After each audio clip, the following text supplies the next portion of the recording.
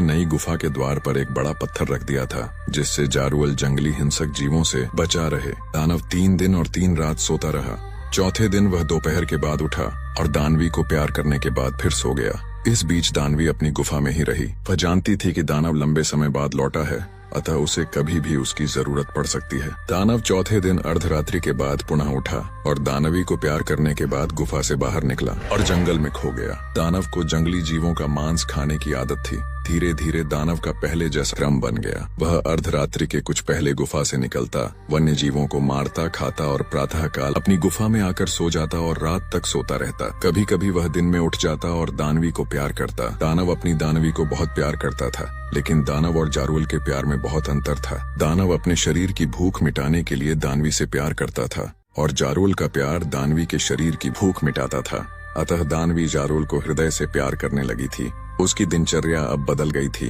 वह अर्धरात्रि में दानव के जाने के बाद अपनी गुफा से निकलती और जारुल के पास पहुंच जाती।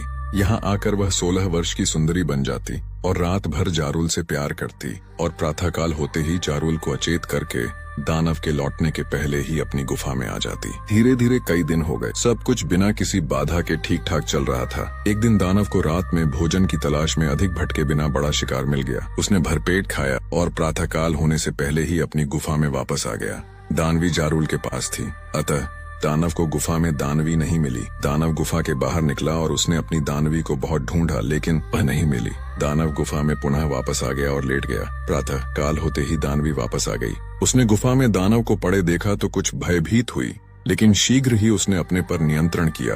दानव ने जब दानवी की ओर देखा, दानवी उससे नजरें चुरा रही थी। इससे दानव को कुछ शक हुआ, लेकिन उसने कुछ कहा नहीं और आंखें बंद करके फिर से लेट गया। दानवी भी उसके पास